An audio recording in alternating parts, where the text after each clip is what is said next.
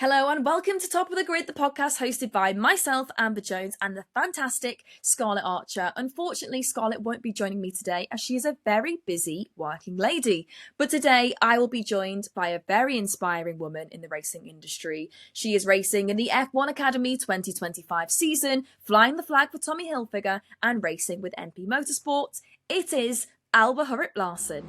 But thank you so much for joining us on the podcast. So can you start with how your motorsport journey actually begun? Yeah, thank you for having me. I'm very excited. My motorsport journey started under the Corona lockdown. So yeah, something positive came out of Corona. I used to play handball. And I we couldn't do that because it's a contact sport, and while racing you have a helmet on, so it was perfectly fine to do. Uh, Um, and yeah, I was really bored, like a lot of people were on the Corona, and I came to a local go-kart track 15 minutes from my house, and I tried driving and I found it so fun. And yeah, it was just like I was in my own little bubble while driving. And even though I wasn't going super fast and in the beginning, it just felt so fun to drive so fast. And from there, I tried my first go-kart in 2020, and I did my first race in go-kart in 2021. Yeah. So you're still very, very new to the motorsport industry, which seems unbelievable. The fact that you're transitioning into F1 Academy, which we'll get onto a bit later, it's as if, you'd been in the industry for 10 years, even longer, and you got to such a high level of competing and a high profile of competing so early on. So when was it that you wanted to take it professionally? What was that moment for you? Well, I think there wasn't like a specific moment where I was like, oh, this is going to be something professional, but still there was like a lot of small moments that was like leading up to wanting to become a professional racing driver. Um, Uh-huh. I think for the first two years, it was just on the hobby plan. Um, when I did the transition from go kart to F4 was like where I I d- I didn't know I could do anything else than go kart before, but Uh-huh. then when I participated in the Girls on Track Rising Stars competition, Uh-huh. uh, that was when the switch came, I That's think. when you thought, I'm actually going to take this professionally now. This can be my career, my future. And what were your parents' thoughts about that? Because for context of myself, I wanted to be a racing driver when I was about, I think, like 6 years old. My first experience in a go kart, absolutely loved it, and I thought I really want to be a racing driver. We all know it's very expensive, so of Yeah. course my dad was like, "Who's paying for that? 'Cause it's not me." So I had to Mm, just squash those racing driver dreams, and I just did it as a hobby. Now, obviously, I work in the industry, so I do get to race, and it's really nice. But my family, obviously, they would have been supportive, but we couldn't do it. So were your family very supportive of you, getting into being a professional racing driver? yeah, so not like my parents were never really into racing. Of course, Ah, I knew a bit about Formula One and stuff, uh-huh. but I think it was like the same as the average person. Hmm. Um, so neither of my parents have ever like been a driver or a mechanic or something. So it was very new for all of us, but they were very supportive about everything. And yeah, we did it together at Uh-huh. first as a family. And my sister also was driving go-kart at first, and Hmm. my mom was her mechanic and my dad was my mechanic. And like it was just a family thing to do sometimes. And yeah, it was just something that we could do together as a family. And therefore I think I've spent a lot of time with my parents compared to maybe a lot of other teenage girls. So I Uh-huh. think that's also why they kept on being supportive, because we spent so much time together. And yeah, they've always been supported about everything I've done, Hmm. either like handball or go-kart. Yeah. I love that your parents really get stuck in, obviously coming to the track with you, getting really hands-on with the karts. Did you race with your sister competitively, or was it just in a hobby environment? Well, so my sister, she was like the first year I did go kart, she was there as well, also driving. But when we started competing, she was like, "Oh, I actually don't really want to do it on a competitive level." Uh-huh.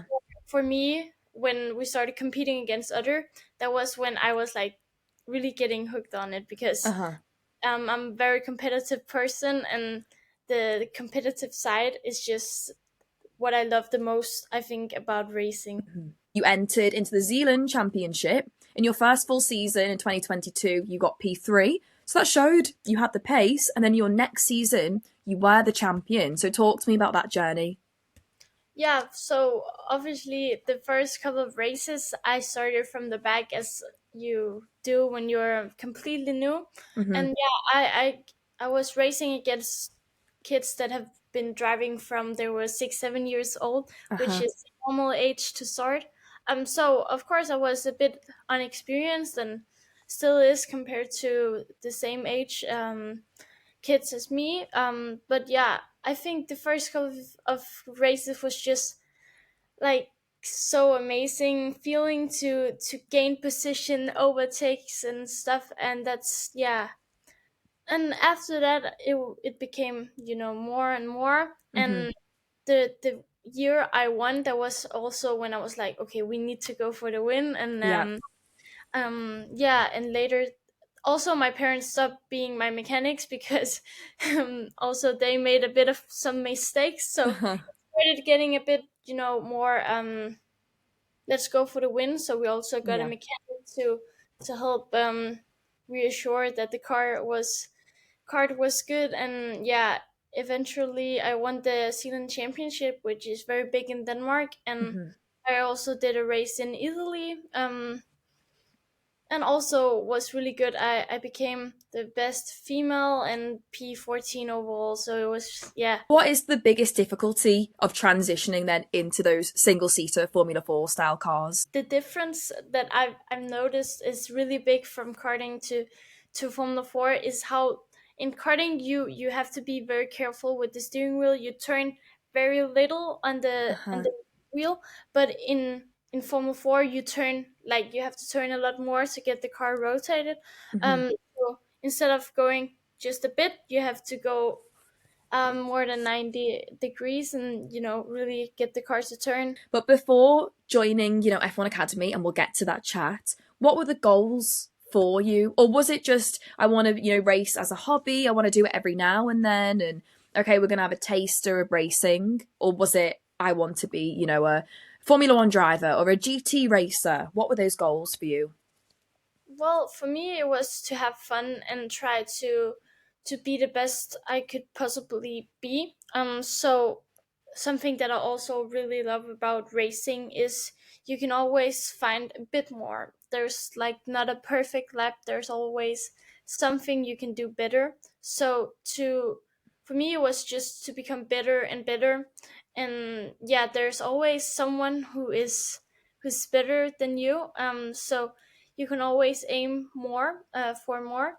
I think when I was still doing karting, I didn't really think about I wanted to be a Formula One driver. Well, of course, that is like my goal. I Uh-huh. want the best, the racing against the top, but I didn't really think about it as an option before I started racing in Formula cars. And Uh-huh. yeah, I haven't really raced much in Formula cars. I've done 5 races in a Formula 4 car. Mm-hmm. So yeah, and I just think it's so much fun, and I want to be the best and keep doing what I love. It is quite crazy because listening to your story, it seems as if you fell into something, you loved it, you were going to keep it as just a hobby, and because of your natural talent and your skill, it's ended up being, your career. And even so, you probably still don't know where it's going to go. You're taking it professionally. You're now competing in F1 Academy, which is so cool to be there where you're at in your career as well.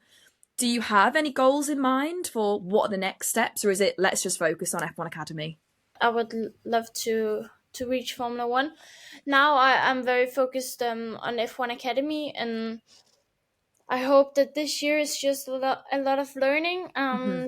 I would love to finish in top 10, top 8 this year, and next year go for the win.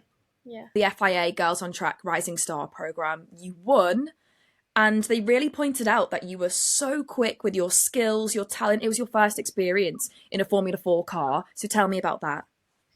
Yeah, so the girls on track competition was, it was something also I kind of stumbled on.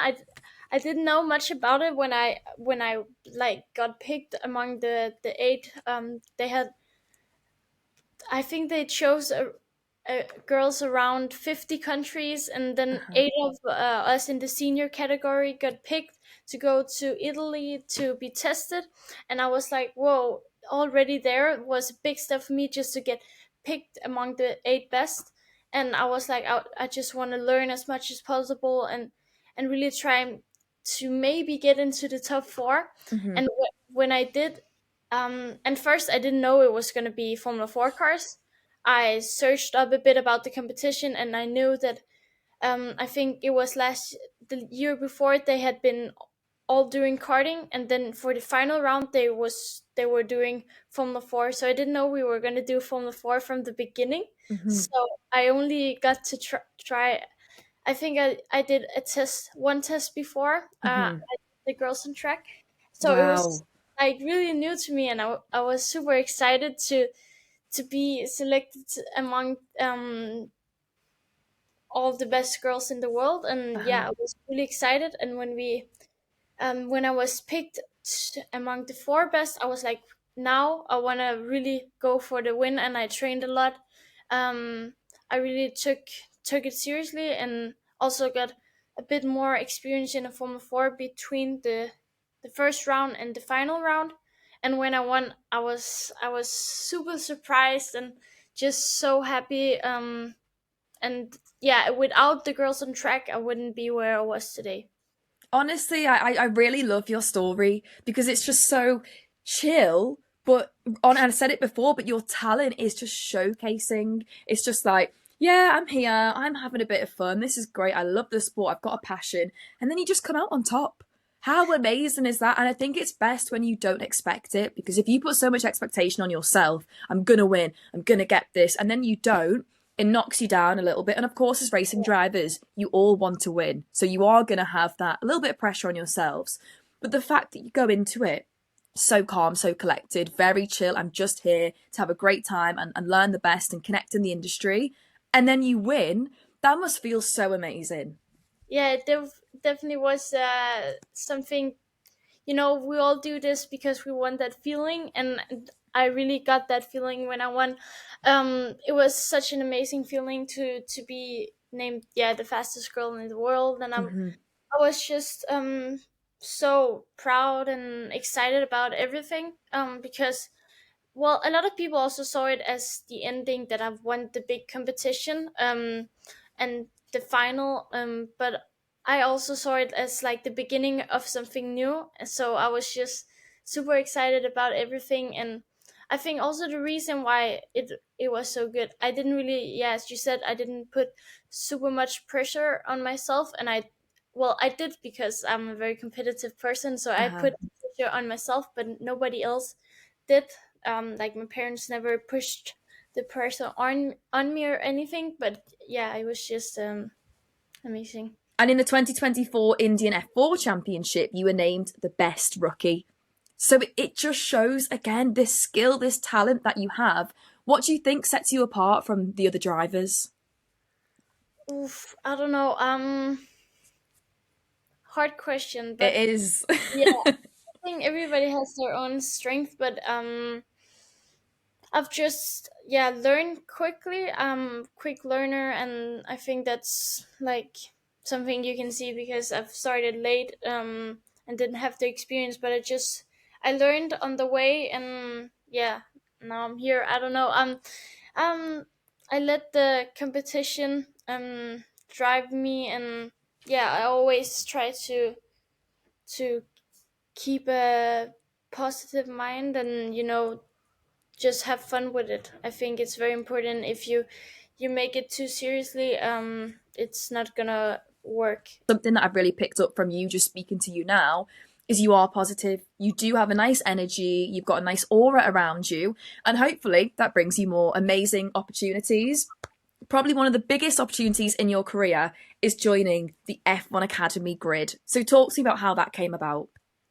So actually, well, after the Girls on Track, it was like I think a lot of people in this industry saw the competition, and like there was a lot of attention when I won the competition, and from there on, it was just like, okay, we gotta really keep driving a lot. So for the 2024 season, I was testing a lot in F4, and I was kind of preparing for the 2025 season. Mm-hmm. So I didn't expect to be driving in F1 Academy already.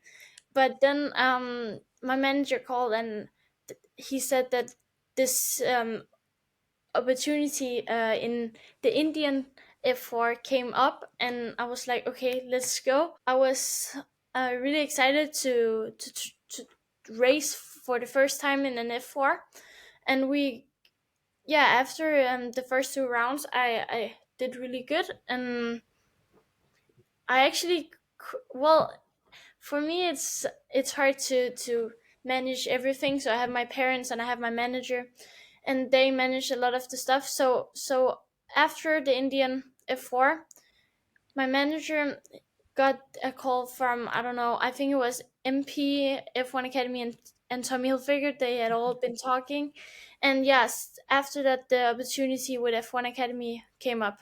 I of course knew what F1 Academy was, and I had set my eyes on doing it for 2026, but not in 2025. Mm-hmm. I was like, oh, already. Um, Uh-huh. I yeah, after the Indian, I it had just been going really good, and yeah, MP and F1 Academy and Tommy had seen it. They were like, they saw something, and I think it's important to just take every opportunity you can get, and yeah, go for it. And with amazing brands, you're flying the flag for Tommy Hilfiger. How does that feel? That must be amazing to be representing them in F1 Academy. It's a perfect brand for me to have. It's a perfect partner. We have already done so much together, and Uh-huh. yeah, super excited about what's coming. Mm-hmm. And they have so much experience in racing in general, with from F1 and from their big history in motorsport. So I Mm-hmm. know they can teach me a lot of stuff, and I'm just excited that we're gonna yeah, drive change in this sport. The collab is fantastic. I'm so happy to obviously see you collaborating with them. Talk to me about how your training has changed. Now you're joining the F1 Academy grid. Has it changed drastically, or is it quite similar to, other F4 championships? I think, well, it's probably a bit similar to other F4 championship, but I'm just really determined to make the best appearance when we race in China in 1 week. So I've just been very determined to train a lot and to train hard. So of course I've been physical training, but I've also been driving in Formula Winter Series Mm-hmm. 3 rounds to prepare and get some racing experience, because I don't have that much. So to get as much racing experience as possible, and yeah, trained hard, and I think I'm pretty ready for China.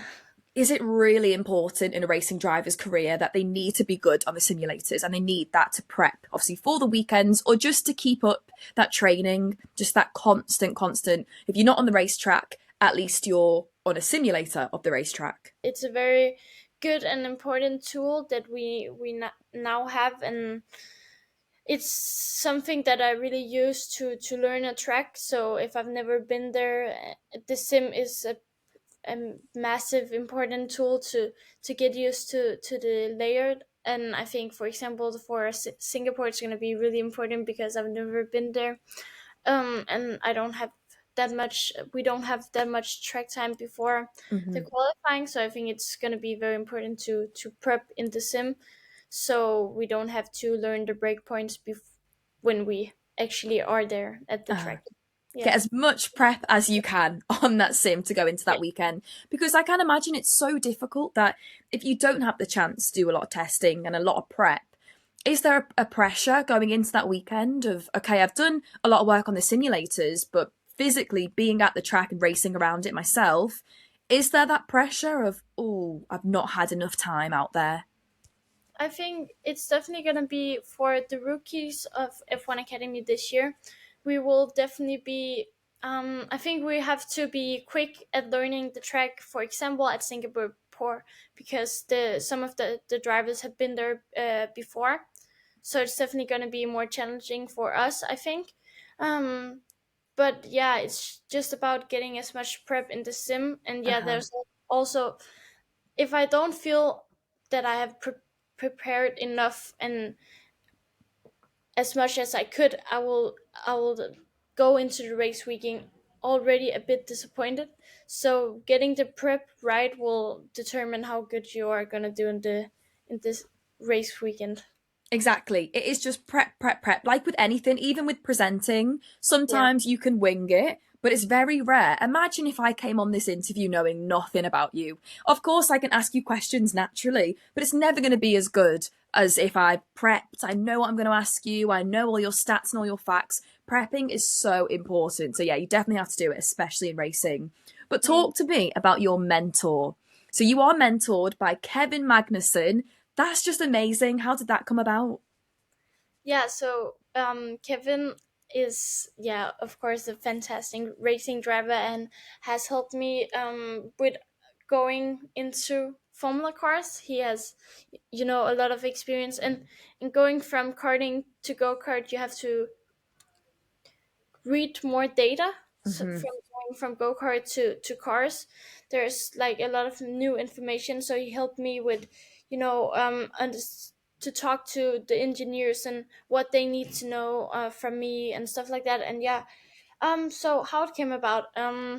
Well, Kevin Magnussen's younger brother, Luca Hmm. Magnussen, um, him and I, we go to the same school and we started racing kind of at the same time, and so we all always been at the same tracks and stuff. And at the, I think, the Danish championship, he Kevin saw me driving, and he thought I was really good, and he wanted to help me, and because he was like a family friend. And yeah, Have there been any challenges specific, to being a girl in the sport? always like people on the go kart track have always been super nice to me. So I haven't experienced much, but of course there have been, little stuff that has just proven that the sport has been male dominated for such a long time.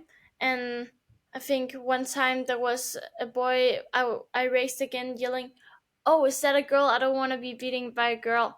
And stuff like that. And also all of the racing stuff is designed for boys and men. So Hmm.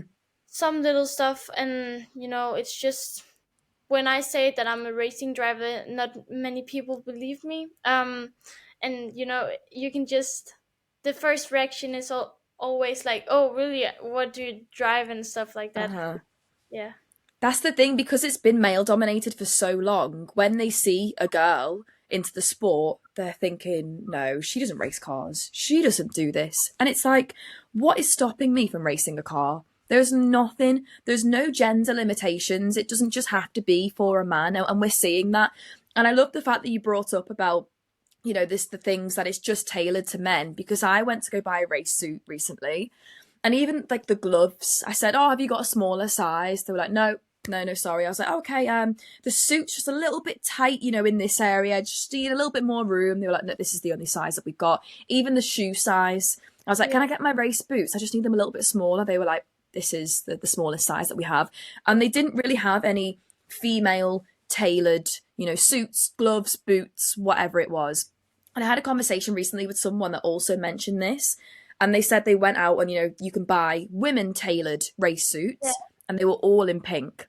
They were Oh, all pink.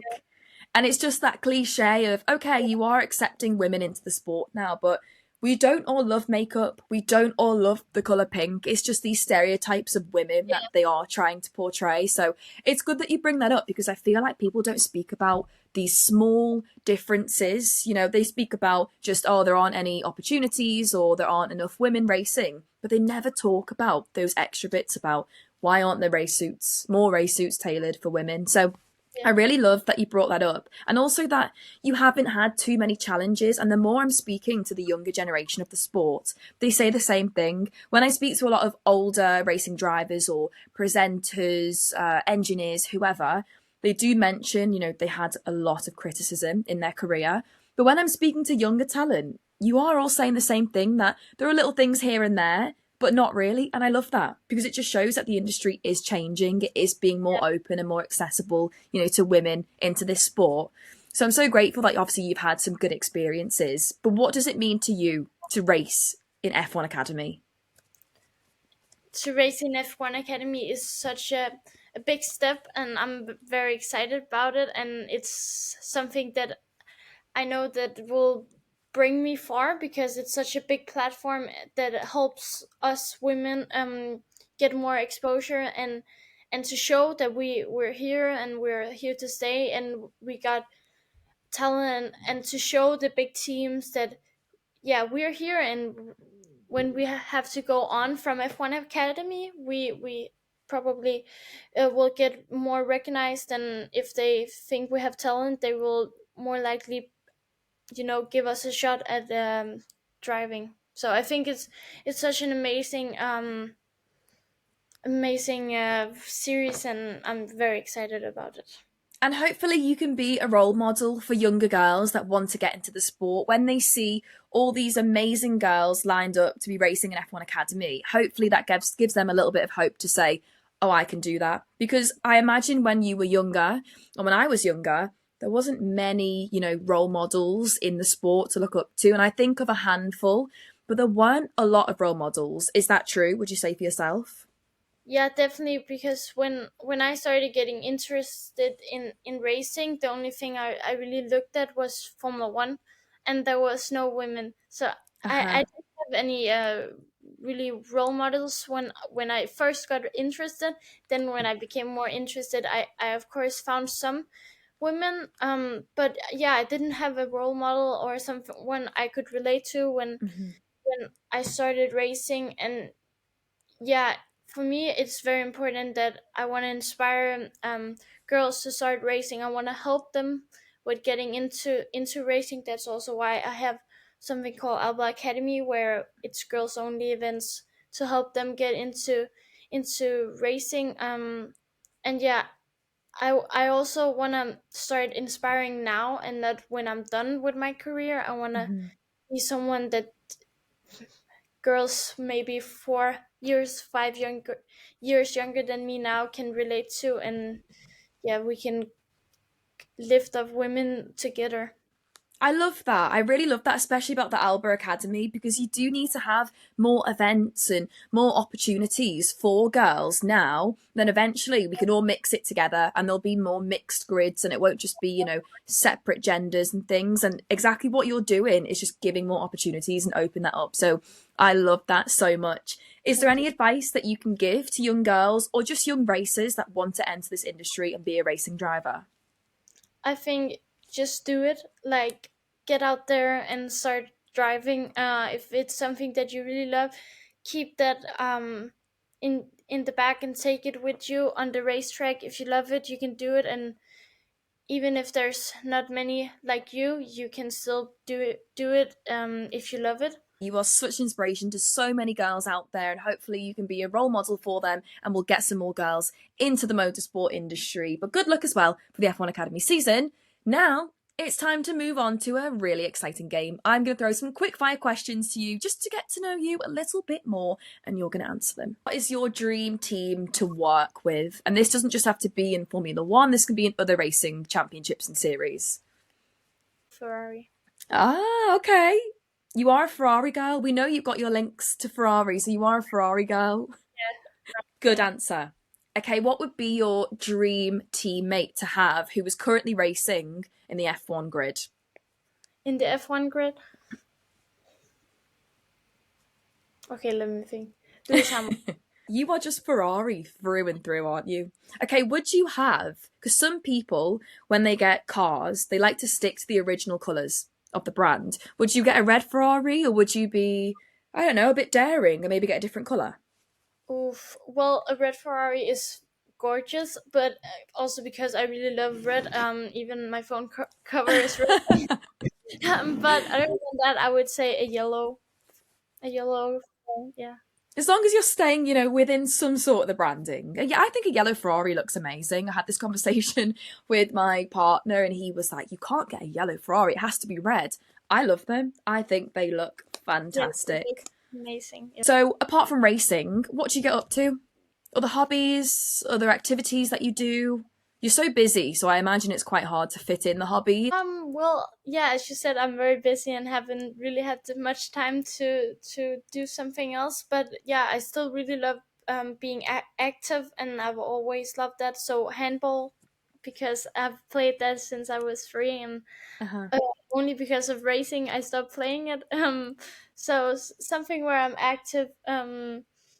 I don't know. Also, just being with my family or my friends, my dog. Yeah, just yeah. Something that's still, because you're an athlete, you're a sports person, it's still sporty. Yeah, I love swimming. Also, like running. Something where I'm active or creative or something. Alba, thank you so much for chatting with me. Honestly, I hope that this season F1 Academy goes fantastic for you. Hopefully, next season is going to be even more exciting. But I think you are such a massive inspiration for girls in this sport, and I just can't wait to see your career flourish. So, thank you so much. Thank you so much. It's been amazing to talk to you.